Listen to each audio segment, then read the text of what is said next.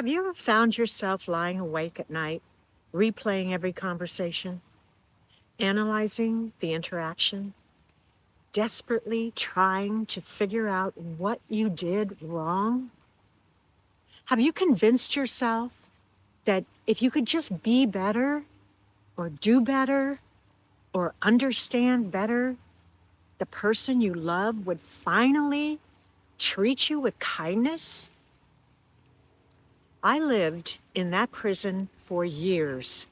And today I want to talk about one of the most insidious aspects of narcissistic abuse: how they make you believe that you are the problem.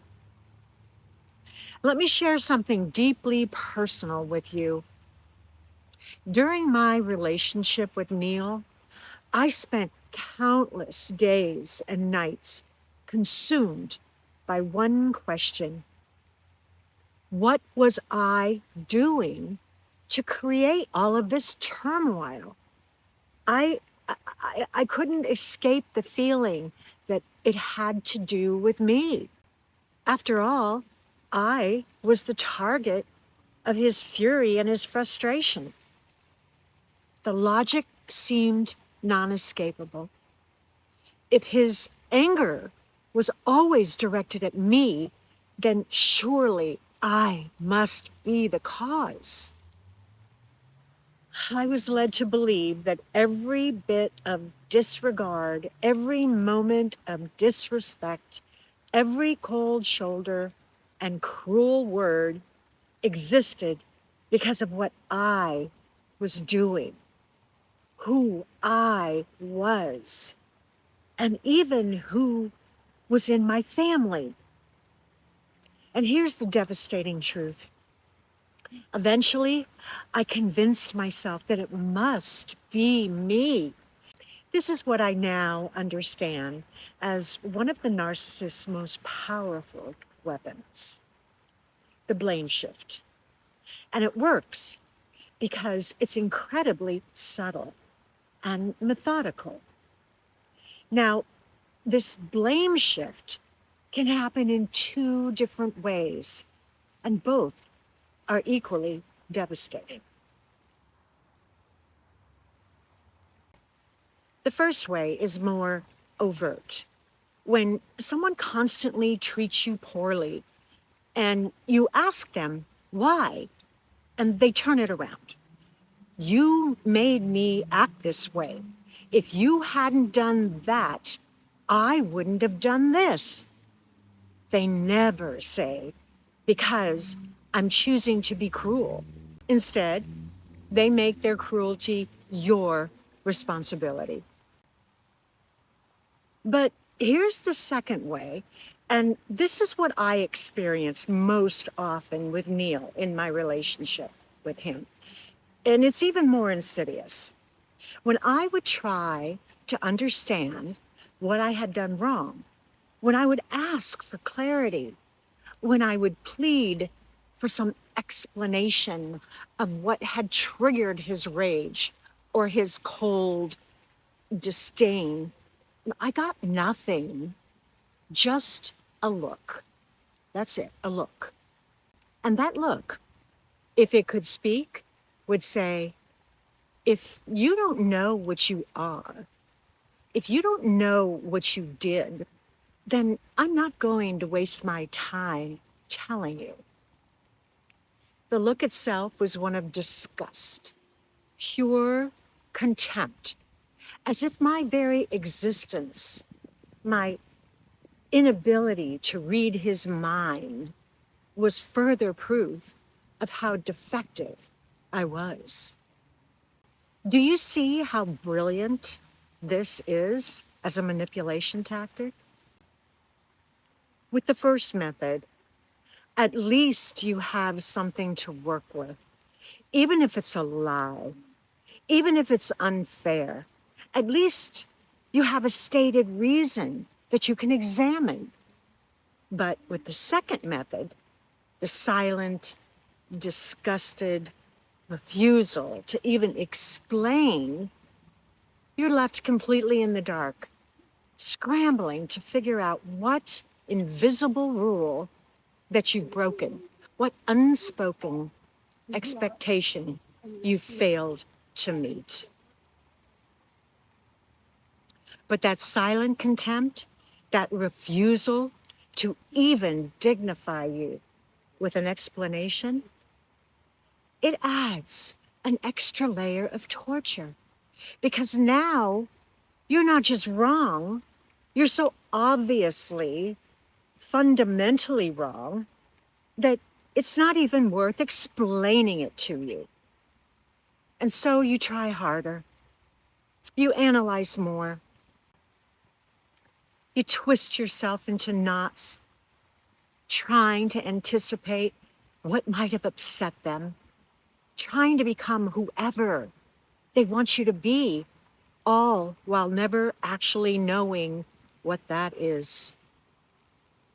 Let me break this down, how this process actually works, because understanding the mechanism is the first step to breaking free. First, they create unpredictability. Sometimes they're loving, and sometimes they're cruel, and you never know which version you're going to get. This keeps you constantly analyzing what you did differently on the good days versus the bad days. Second, they dismiss your reality. When you try to discuss their behavior, they'll tell you, oh, you're too sensitive, or you're overreacting, or you're imagining things. And this makes you doubt your own perceptions. Third, they never take responsibility. Every problem, every conflict, every uncomfortable moment somehow loops back to something you did or you didn't do. Fourth, they target your core identity. It's not just about what you did, it's about who you are, your family, your values, your very essence. And finally, they isolate you. As your confidence erodes and you become more convinced that you're the problem, you pull away from people who might offer a different perspective. Now, if you're watching this and thinking, why did I fall for this? Why did I believe that I was the problem? Well, I want you to understand something crucial. Your willingness to look at yourself, to question your own behavior, to consider how you might be able to change. Well, these are not weaknesses. These are actually beautiful qualities that narcissists specifically target. People with empathy naturally think, how did I contribute to this situation? What could I have done better? This is emotional maturity. This is self-awareness. This is growth-oriented thinking. But narcissists, no, they exploit this. They know that if they can redirect every conflict back to you, you'll exhaust yourself trying to fix something that was never broken in the first place. Meanwhile, they never engage in the same self-reflection. It's always external, always someone else's fault, always your fault. I'd like to talk to you about what this consistent self-blame actually costs us, because it's so much more than just hurt feelings.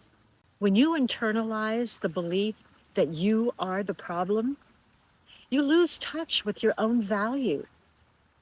You start to believe that you're difficult to love, hard to deal with, fundamentally flawed.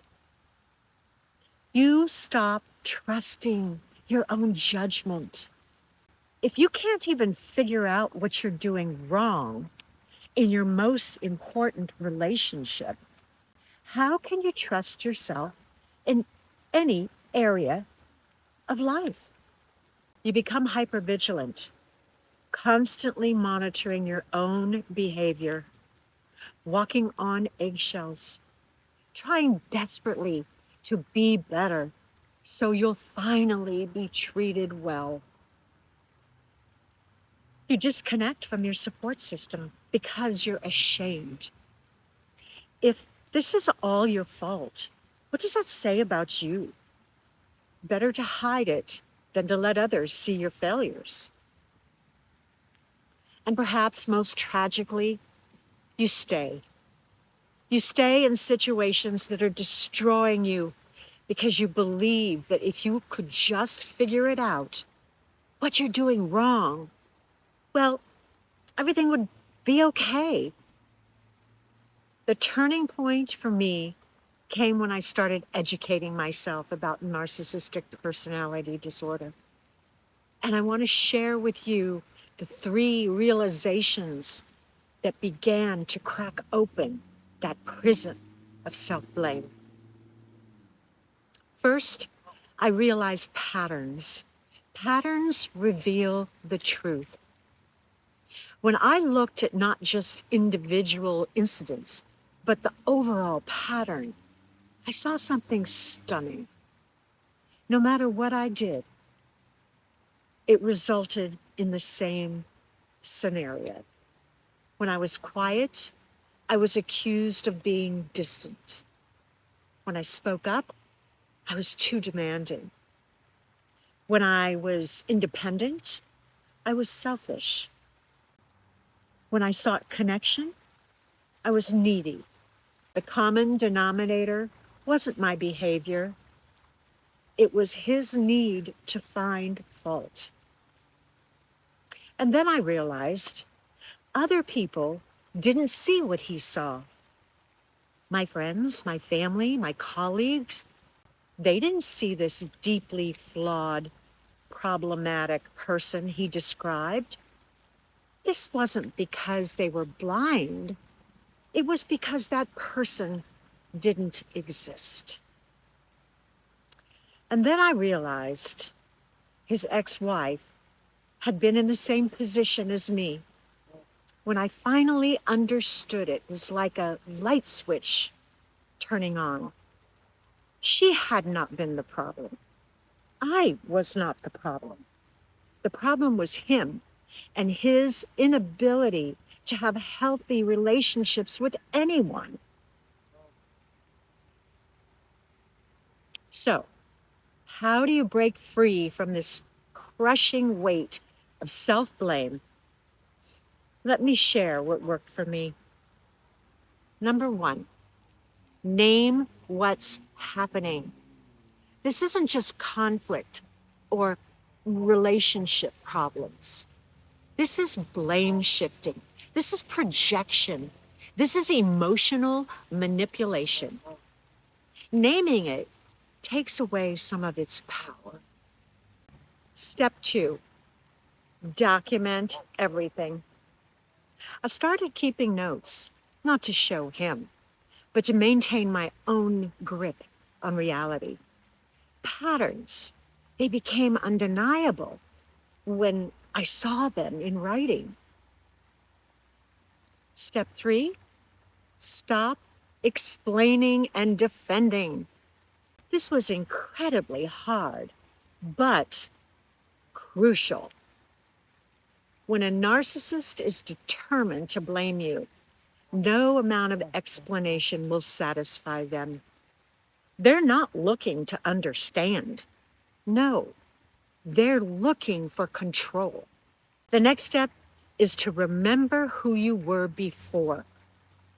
You know, you had value before this relationship. You had confidence. You had joy. You had clarity.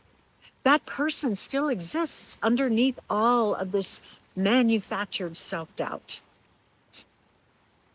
I want you to know something that I wish someone had told me years ago.